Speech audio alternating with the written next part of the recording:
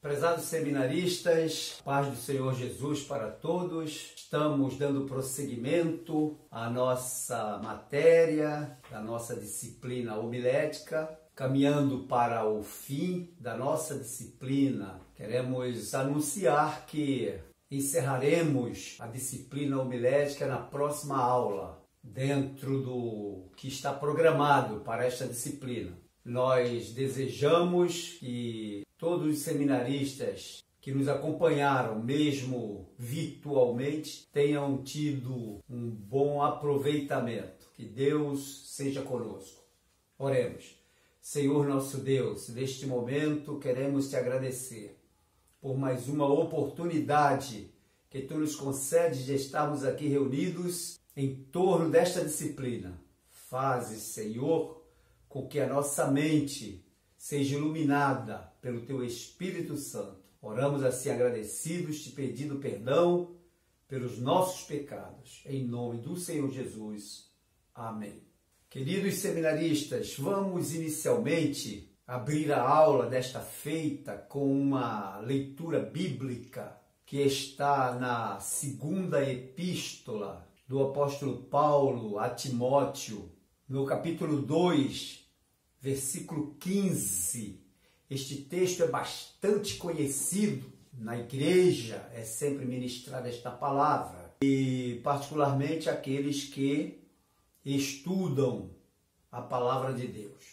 Diz assim: procura apresentar-te a Deus aprovado, como obreiro que não tem de se envergonhar, que maneja bem a palavra da verdade. Lemos este texto porque fala profundamente do cuidado que deve ter o obreiro com respeito ao conhecimento para melhor manejo da palavra de Deus, não somente no momento de sua meditação, mas também no momento da exposição. Por isso que o apóstolo Paulo, aconselhando a Timóteo, ele diz para que ele procurasse apresentar-se a Deus aprovado. Para a pessoa ser aprovado, primeiro ele tem que ser provado. Então, vocês estão sendo provados por meio do curso e no final do curso vocês serão aprovados com a cerimônia da formatura. O outro texto que nós queremos ler também está na mesma epístola de 2 Timóteo, capítulo 4, no versículo 2, que diz assim: que pregues a palavra, instes a tempo e fora de tempo, redarguas, repreendas, exortes, com toda longanimidade e doutrina. Agora o apóstolo Paulo incentiva a Timóteo para que ele não deixe de pregar a palavra, de insistir ou instar permanentemente a tempo, ou seja, naquele momento apropriado, ou fora deste momento apropriado, fora de tempo. Ele ainda manda que ele redargua ou repreenda, exorte, mas que isto seja feito com toda longanimidade e doutrina, ou seja, e ensino. Então, a homilética, ela é uma disciplina que obedece a esses parâmetros da instrução, do conhecimento, para que as pessoas que se apoderem da palavra, no nosso caso, da palavra de Deus, saiba como passá-la adiante. Verificamos na aula passada, falando sobre as ilustrações, e mencionamos, de acordo com o escritor do livro, texto, ou da nossa apostila, o cuidado com as ilustrações, para que essas ilustrações elas sejam condizentes com a mensagem que está sendo exposta pelo pregador, que seja no culto ou fora do culto, não é? Que seja numa palestra, que seja num debate, mas que essas ilustrações sejam de acordo com aquilo que nós estamos observando, ou seja, dentro do contexto da mensagem que está sendo exposta. Nós vimos aqui também que o autor do livro, texto, de acordo com a homilética, ele apresenta aonde conseguir boas ilustrações e ele aponta, por exemplo, a Bíblia. Ele diz que a Bíblia é riquíssima em ilustrações e é um livro no qual o público crê, o público confia. Quando se fala da Bíblia Sagrada, o público confia. As pessoas sabem que da Bíblia vêm coisas boas. E essas ilustrações, muitas delas estão na Bíblia. Vejamos, por exemplo, o Senhor Jesus, ele se utilizou muito dessas ilustrações, muito propriamente da parábola, que é um tipo de ilustração, como nós falamos na aula passada. A parábola, ela é um conto, e aquele conto ele serve para despertar nas pessoas aquele ensinamento sobre algo físico, algo material, mas que revele as coisas espirituais ou as coisas ocultas na mensagem que se quer administrar. Falamos também que o nosso escritor, além da Bíblia, ele disse que as ilustrações podem ser tiradas da própria experiência do pregador, desde que aquela ilustração seja uma ilustração válida para aquele momento. Essa observação é muito importante nós termos conosco, também da experiência de outros. Uma ilustração por meio da experiência de outras pessoas, desde que essas pessoas autorizem que o pregador se utilize dessas ilustrações, né, que não comprometa em nada a vida daquela pessoa que passou por aquela situação. Também ele fala que as ilustrações podem ser tiradas de jornal, de revistas, de notícias em geral, porque as notícias são uma boa fonte de ilustrações, e principalmente porque as pessoas, de forma geral, elas veem jornais, elas leem revistas, elas ouvem notícias. Então, quando o pregador vai usar uma ilustração, deve se preocupar que essa ilustração ou essas ilustrações sejam de acordo com o assunto que está sendo exposto, sabendo que o público também tem conhecimento de muitas dessas notícias, quando essas ilustrações são retiradas de notícias, de jornais, de revistas, de televisão, hoje, muito propriamente da internet, e também pode-se retirar ilustrações da história, a história da humanidade. A história da humanidade nos facilita muito a compreensão, porque servem como ilustrações para as mensagens que são pregadas. Inclusive, ele anota aqui que em Eclesiastes, capítulo 1, versículo 9, o sábio Salomão diz: o que foi, isso é o que há de ser. E o que se fez, isso se fará, de modo que nada há de novo debaixo do sol. Então, são coisas que se repetem. A história se repete. Então, devemos aprender com essa história. Há uma recomendação também na homilética de que o pregador ou a pregadora leia livros de história e literaturas, de modo geral, para ampliar os horizontes. Quem lê sabe mais, não é? Quem lê sabe mais. E, portanto, além de aumentar o vocabulário, isso aí já foi falado em outras aulas, a pessoa que muito lê, ela tem um vocabulário mais extenso, e aí ela pode utilizar-se de vários tipos de sinônimos numa mesma pregação, desde que esses sinônimos sejam de fácil compreensão das pessoas que estejam ouvindo a mensagem. Ler livros de histórias, ler literaturas, né, faz com que enriqueça também o conhecimento acerca de ilustrações. Pode ser tirada muitas ilustrações dessas leituras e é melhor que a pessoa tenha muito o que dizer do que gaguejar na hora da pregação por falta de assunto. Aquele que lê tem muito assunto a falar. Há uma recomendação também que o pregador, o pastor, aquele que está sempre expondo a palavra, falando a palavra, entregando a mensagem da parte de Deus, faça um arquivo de ilustrações.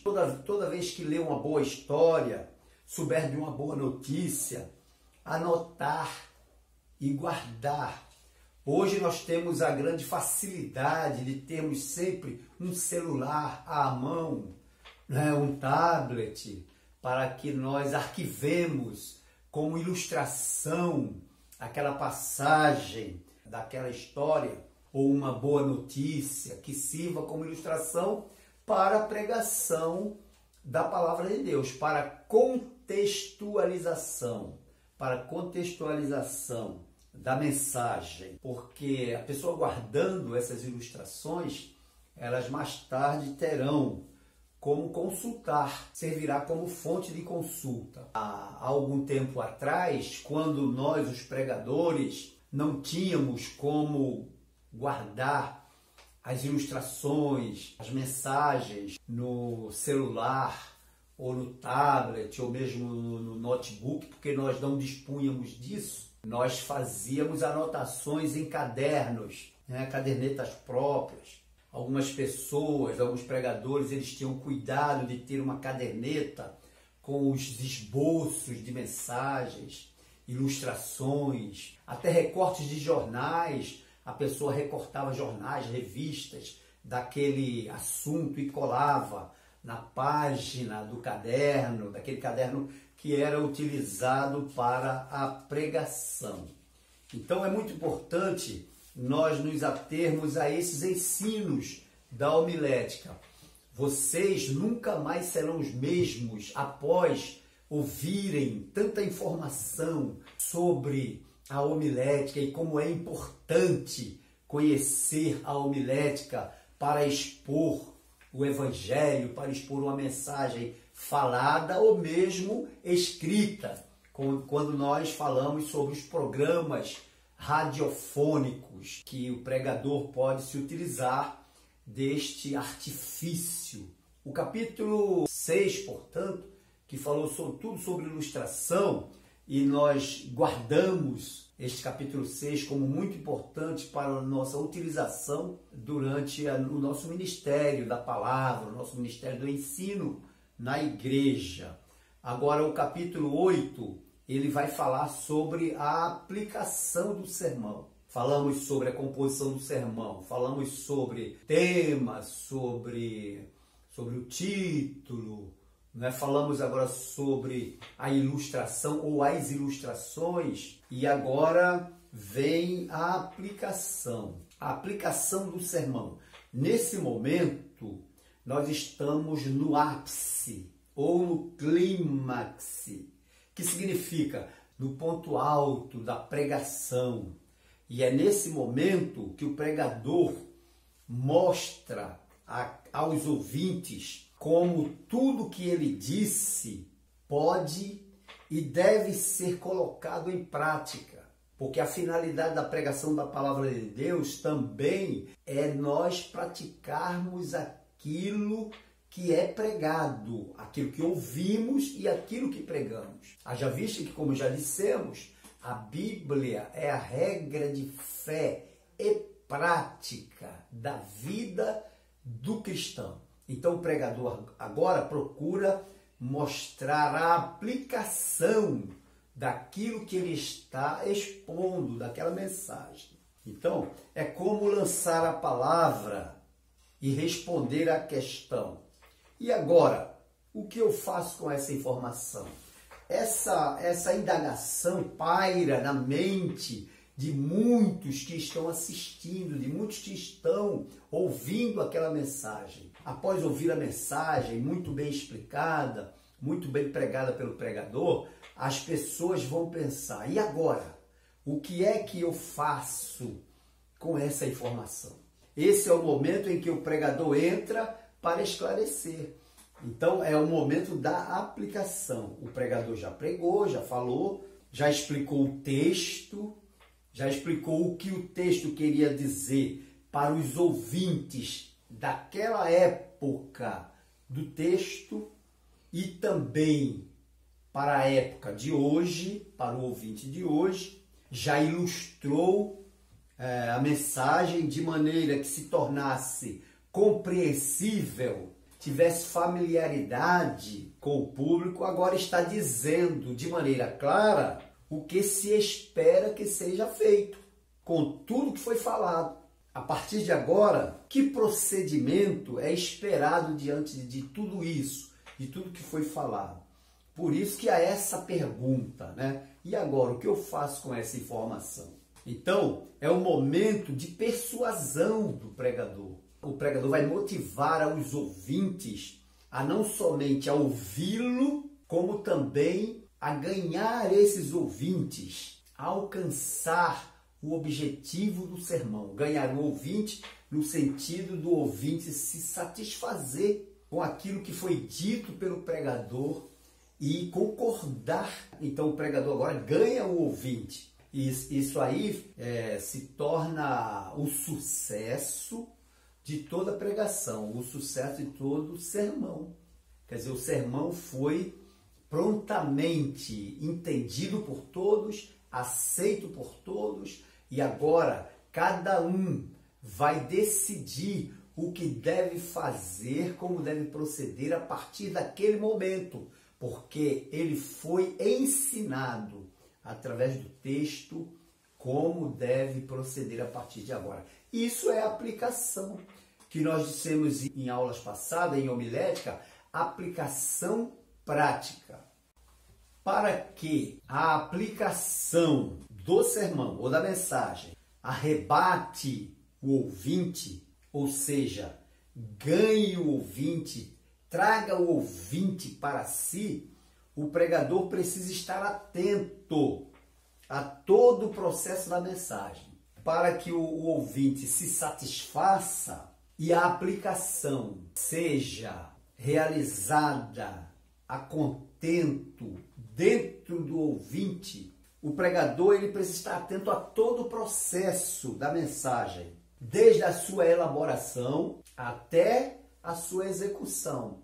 E aí, essa elaboração, ela passa por todos aqueles passos que nós falamos anteriormente, inclusive a formulação ou a elaboração do esboço, para que esteja como lhe auxiliando ao lado, para que ele não perca aquela linha, a ideia principal da pregação.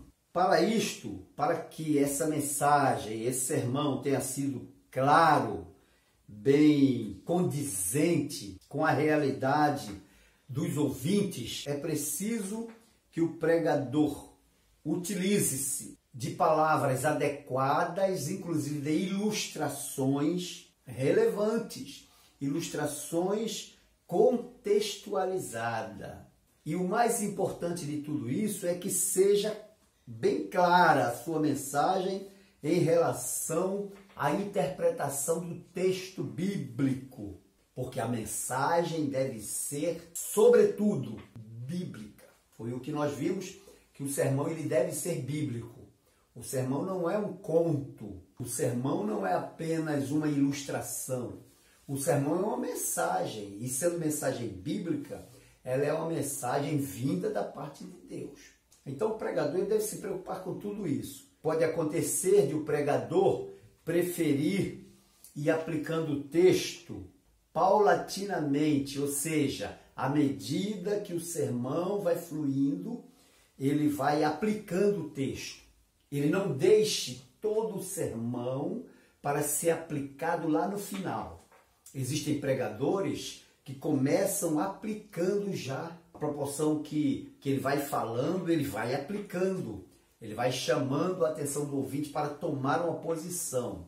Isto não é errado, isto não é errado. Por um lado é até bom, porque o ouvinte já vai compreendendo a prática desses ensinamentos. Agora, é importante que quando essas aplicações são demonstradas dessa forma, o pregador, no momento da conclusão, faça um apanhado dessas atitudes que precisam ser colocadas em prática por todos aqueles que ouviram a mensagem. Quer dizer, ele vai aplicando o texto.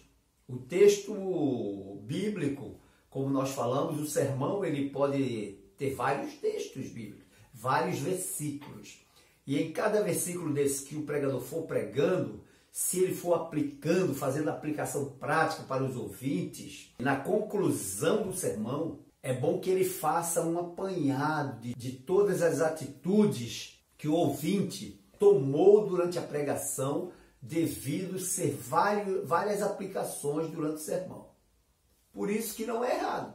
Agora, vai depender da habilidade do pregador, do preparo da sua mensagem antecipadamente, do tempo que ele levou orando, buscando a revelação desse texto e do conhecimento de todos os passos daquele texto, incluindo aí as referências, os textos anotados nas referências. Portanto, o assunto pregação, ele é muito sério. Eu acho que muitos de vocês podem estar dizendo consigo mesmo: poxa, como é difícil pregar.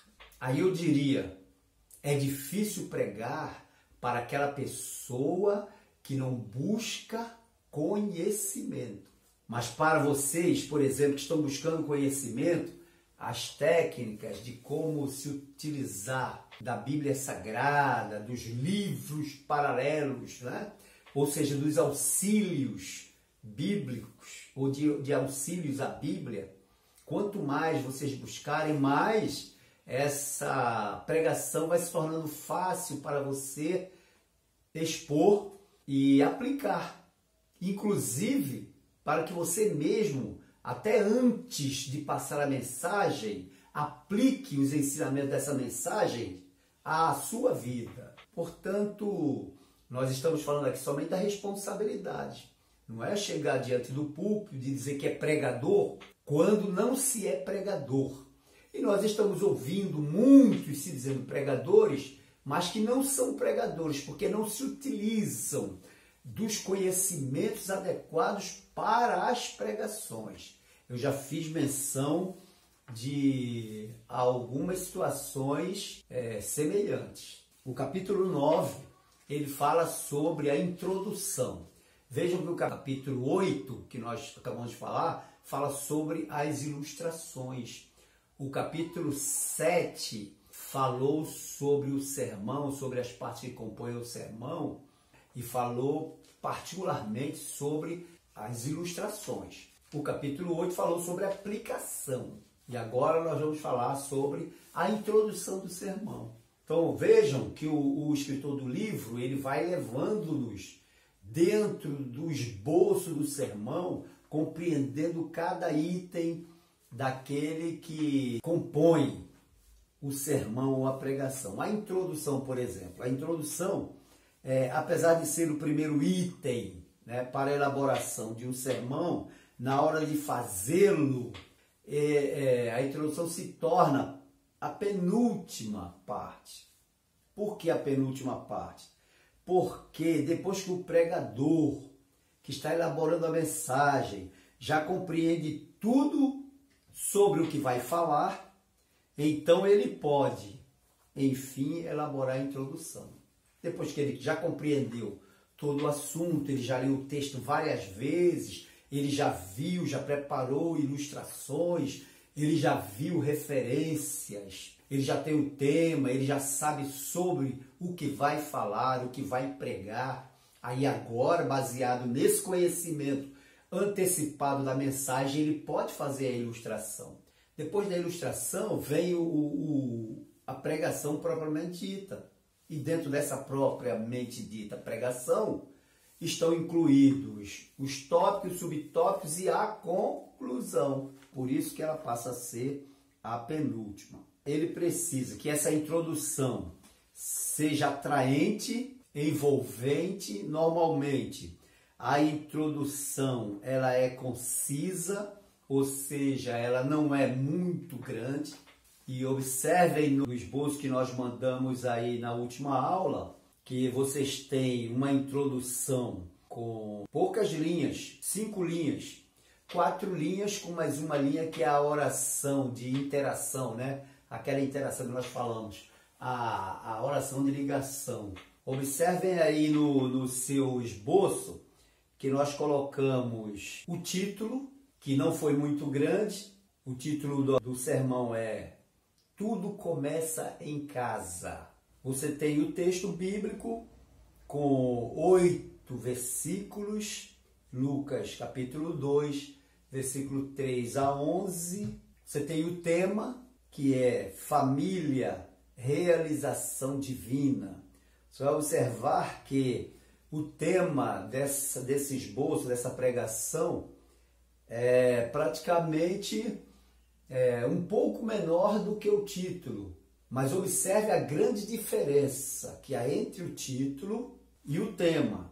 Tudo começa em casa. Dentro desse Tudo Começa em Casa, você poderia ter vários temas. Mas eu procurei um tema que se relacionasse com aquilo que está dentro de casa. O que é? A família. Então, a família, realização divina. Observem aqui que muitas pessoas dizem assim, família é projeto divino, ou projeto de Deus, não é isso? Família é projeto de Deus. Eu fui mais além. Família, realização de Deus. Não é um projeto. Porque o projeto, você faz o projeto e você pode engavetar. Você faz o projeto e pode esquecer. Mas aqui, Deus projetou, realmente, a família é um projeto divino. Mas a família também é uma realização divina. Porque ele, além de projetar, ele realizou lá no Éden. Quando fez a mulher, entregou ao homem e disse, sede fecundos, crescei, multiplicai, enchei a terra. Então Deus, além de projetar, ele realizou. Nós temos aqui a introdução, como nós estamos falando. Essa introdução nós fizemos com 4 linhas e mais uma, que é a oração de ligação da introdução com o corpo do sermão. Colocamos assim, casa e lar, qual a diferença? Casa é construção, lar é família. A composição da família foi dada por Deus, o Criador. Sendo homem, coloquei entre parênteses pai, mulher, entre parênteses mãe e filhos. Está registrado em Gênesis capítulo 1, versículo 27 a 28. Esta referência eu não preciso citar, mas o texto onde está escrito eu preciso anotar, né, dessa referência. A ideia moderna do homem sobre a família já não é a mesma, mas quem é o homem? Deus disse que o seu espírito não contenderia com o homem. Está em Gênesis capítulo 6, versículo 3. Aqueles que não têm conhecimento desse texto vão lá, leem e aprovam essa referência e lançam na introdução. Aí vem a oração de ligação, que é aquela frase ou aquela oração com sentido completo que faça a ligação entre, ou elo entre a introdução e o corpo do sermão. E eu coloquei assim, porém, é por meio da família que Deus opera sua graça, sua misericórdia e seu amor. Aí eu começo o primeiro tópico, já fiz a introdução. Então aqui na nossa apostila, quando ele fala sobre a introdução, a observação que ele faz é o seguinte, enfim, A introdução tem a menção de criar empatia entre o pregador e ouvinte, assim como apresentar um sermão e o assunto sobre o qual ele tratará, lembrando que não é para dizer logo tudo o que será exposto, mas um resumo do que será descoberto ou do que se propõe a descobrir com a mensagem.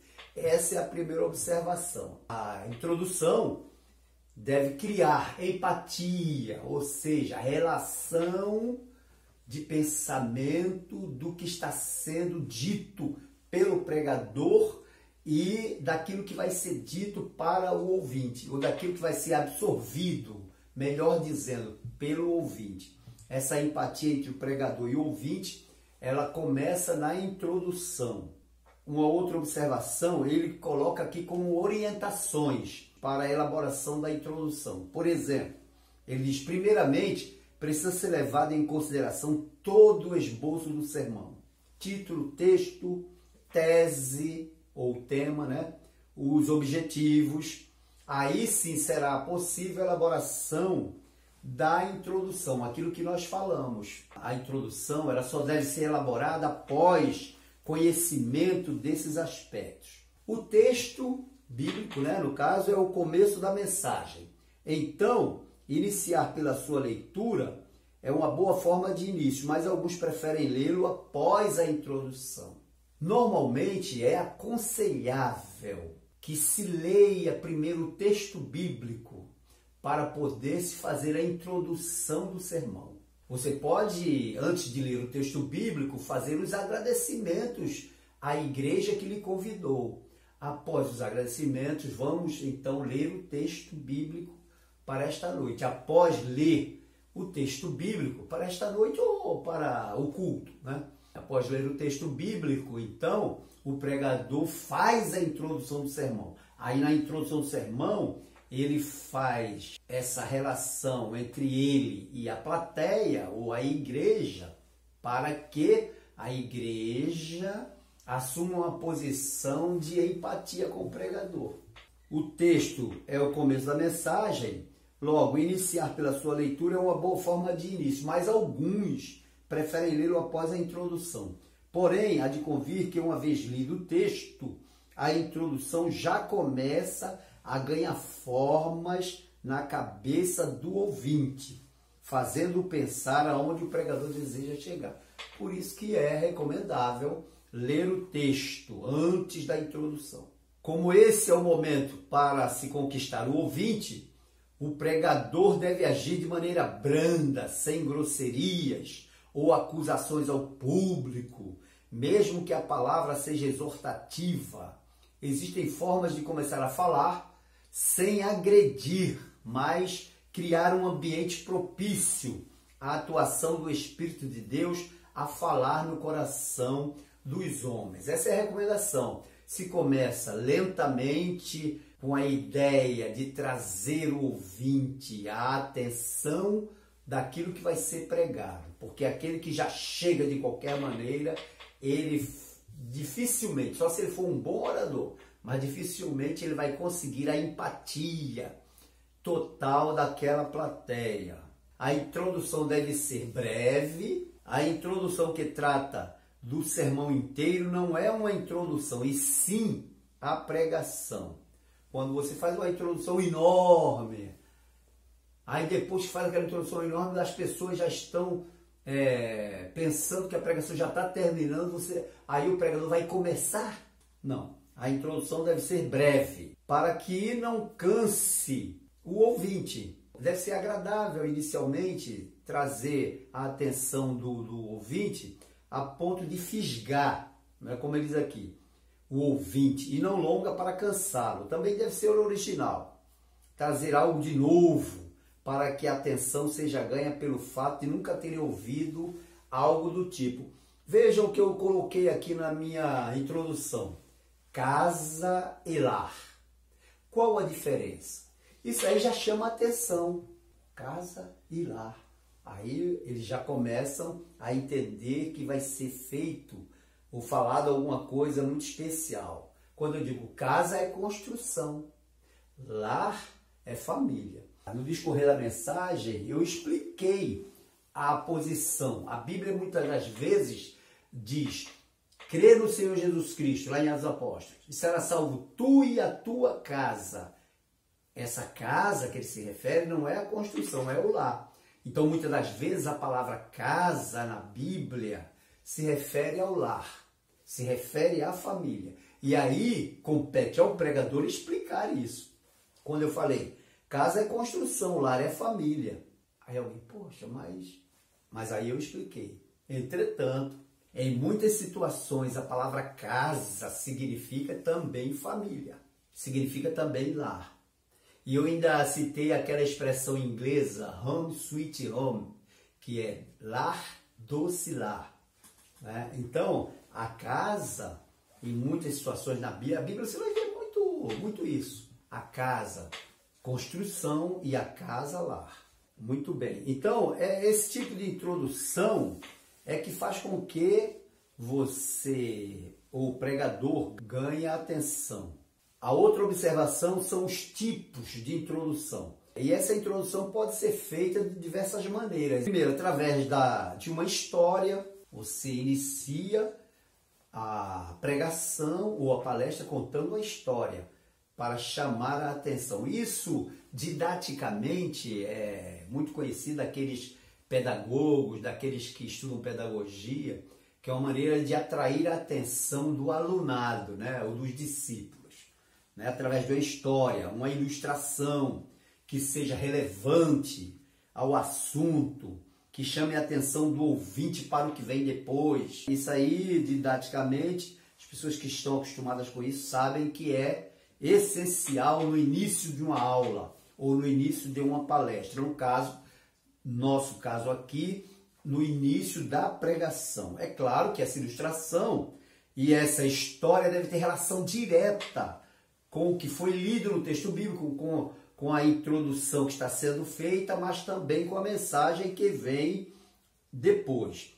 Em uma mensagem entregue numa determinada congregação, ele conta aqui, né? O pastor leu o texto sobre Jesus acalmando a tempestade. Logo em seguida, contou de sua experiência em um barco que estava no mar agitado e sobre o pavor que sentiu. Essa foi uma ilustração pertinente para a ocasião e prendeu a atenção dos ouvintes. Quer dizer, ele foi pregar sobre o texto que fala Jesus acalmando a tempestade lá no Mar da Galileia, e logo após, a seguir, ele contou uma experiência sua num barco também numa tempestade. Isso aí atrai a atenção do espectador ou da plateia. Um outro tipo de introdução é através de afirmações de fatos, fatores que não mudam, afirmações tiradas de pesquisas, experimentos, uma fonte correta e de credibilidade que mereça ser mencionada. Veja que são tipos de introdução.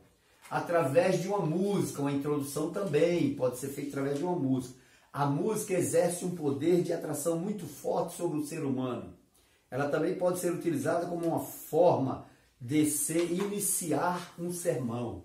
Você canta uma parte de um hino que diga respeito àquela passagem bíblica ou aquele assunto que vai ser exposto. Enfim, existem outras formas de se introduzir uma mensagem. Cada pregador é livre para elaborar a sua, porém, é importante que esta tenha relevância, novidade e principalmente que atraia a atenção do ouvinte sob uma ótica positiva a ponto de ganhá-lo com simpatia para ouvir a palavra. Então tudo isso vai influenciar na sua palavra final ou na sua pregação. Ele coloca o mesmo tema, ele coloca o mesmo tópico dos assuntos que nós já falamos lá, mas vejam como ele coloca a introdução aqui. Inclusive, a introdução que ele colocou é bastante extensa. Ele fala sobre como receber mais do que pedimos, né? O título. O tema, ele diz, quando pedimos para ajudar aos outros, recebemos de Deus além do que pedimos. Fala sobre o objetivo geral, que a gente já falou que é ético, o específico, que é incentivar os crentes a serem intercessores, a buscarem o bem aos outros como uma atitude altruísta. Ele colocou os tópicos que ele vai desenvolver quando buscamos a Deus em sinceridade, quando reconhecemos que dependemos do Senhor e não de nossa capacidade, quando o nosso foco está em abençoar os outros. Quando ele inicia a introdução, ele diz assim: todos nós queremos receber algo que nos faça felizes, realizados. Quando se trata de pedirmos algo para Deus, queremos que nossas orações sejam atendidas. Veja que ele está só afirmando.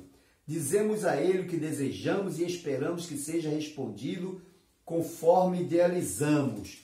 Por algumas vezes recebemos, em outras não. Então fazemos a pergunta: por que não recebemos do jeito que gostaríamos? Bem, um homem na Bíblia pediu algo para Deus muito interessante e tão surpreendente que o Senhor lhe concedeu não apenas o que tinha pedido, como fez com que todas as outras coisas que ele poderia ter pronunciado na oração, não o fez. Ele começa a mostrar aqui o seu sermão, como ele ia trazer a mensagem a partir da sua fala inicial. Então, prezados seminaristas, nós estamos aqui, voltemos ao nosso sermão. Esse sermão aqui foi pregado no domingo passado. Eu aproveitei a pregação do domingo passado, conforme eu anotei, na congregação de Vila União, aí em Cosmos, no culto de família, o tema, né? Eles tinham me dado o título.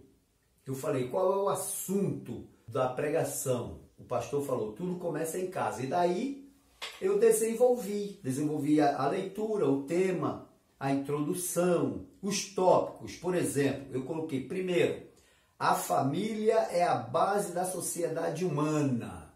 Uma sociedade bem estruturada é a prova de famílias bem formadas. O de famílias bem formadas. Faltou um Szinho aí, mas os irmãos podem completar.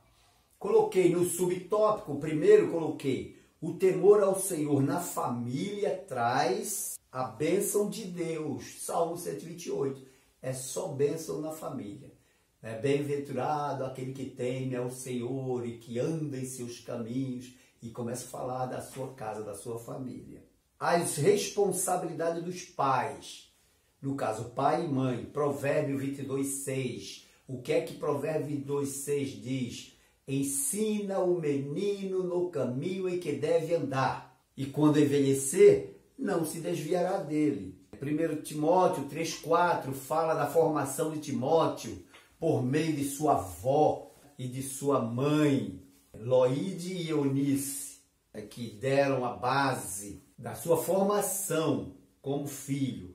E Efésios capítulo 6, versículo 4 fala da responsabilidade dos pais de cuidar não só um do outro, como também dos filhos. E fala sobre admoestar o filho com longanimidade, com bondade, com mansidão. São responsabilidades dos pais. E o terceiro tópico que eu coloquei, as responsabilidades dos filhos. Qual é a responsabilidade dos filhos? Ajudar os pais em todo o tempo.